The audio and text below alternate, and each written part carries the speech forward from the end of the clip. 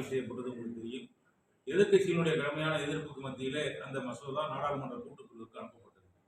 கூட்டுக்குழுவிலே விவாதிக்கப்பட்டு எதிர்க்கட்சியினுடைய கருத்துக்களை எல்லாம் ஏற்காமல் ஆளும் தரப்பில் கூடிய திருத்தங்களோடு அந்த மசோதா கூட்டுக்குழுவிலிருந்து இன்றைக்கு நாடாளுமன்ற மக்களவை சபாநாயகரிடத்திலே சமர்ப்பிக்கப்பட்டிருக்கின்றது.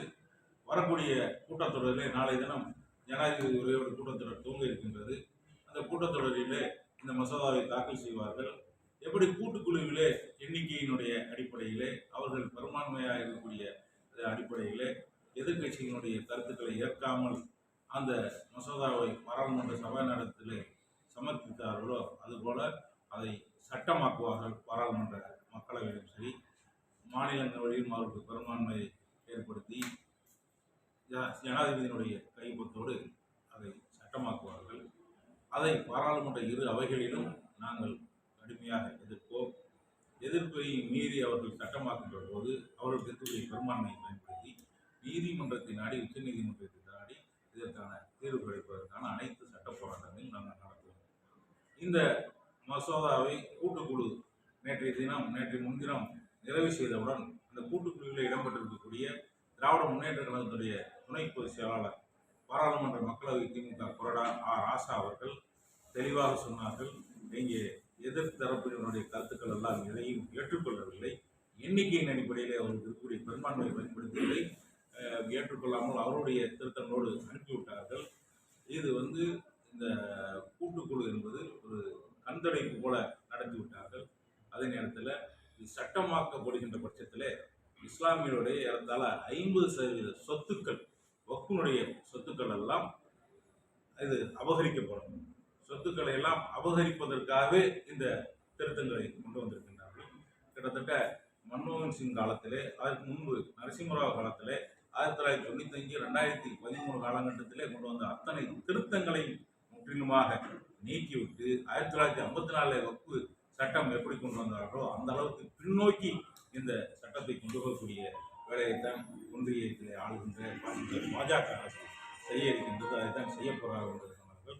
இதுபோக நீதிமன்றத்திலே பல்வேறு வழக்குகள் வக்ஃபு சொத்துக்களை மீட்பதற்காக நாங்கள் தொடுத்து அந்த வழக்குகள் எல்லாம் நிலுவையில் இருக்கின்றது.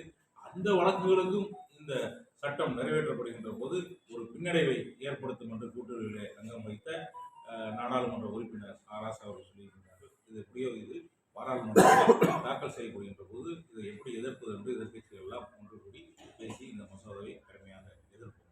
சரி, சட்ட போராட்டம் மட்டும்தான் நடத்துவீங்களா? மக்களை திரட்டி மக்கள் போராட்டமாக கடந்த காலங்களில் குடியுரிமை திருத்த சட்டம் நடைமுறைப்படுத்தப்பட்ட போது நாடு முழுவதும் இதற்கு எதிராக போராட்டங்கள் நடந்தது.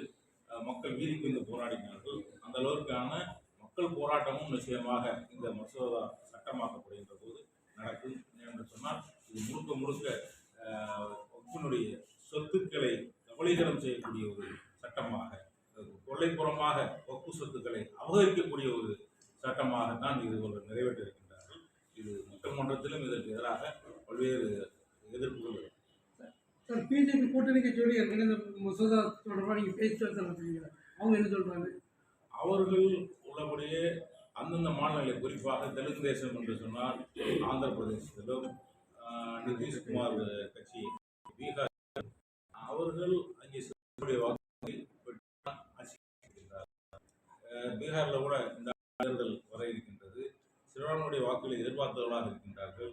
ஆனால் அவர்கள் நியாயமாக இந்த மசோதாவை எதிர்க்கவில்லை என்று சொன்னால் வரக்கூடிய காலங்களிலே அங்கேயும் அவர்கள் ஆட்சியை இழக்க வேண்டிய நிலை வரும். சிறுபான்மையுடைய எதிர்ப்பை அவர்கள் அந்தந்த மாநிலங்களில் சந்திக்கக்கூடியவர்களே வரும். ஆனால் அவர்களுக்கு இதில் இருக்கக்கூடிய பாதகங்களை இந்த மசோதா சட்டமாகின்ற போது எந்த அளவுக்கு எங்களுக்கு பாதிப்பை ஏற்படுத்தும் என்று அவர்களுக்கு தெளிவாக நாங்கள் எடுத்து சொல்லிவிட்டோம்.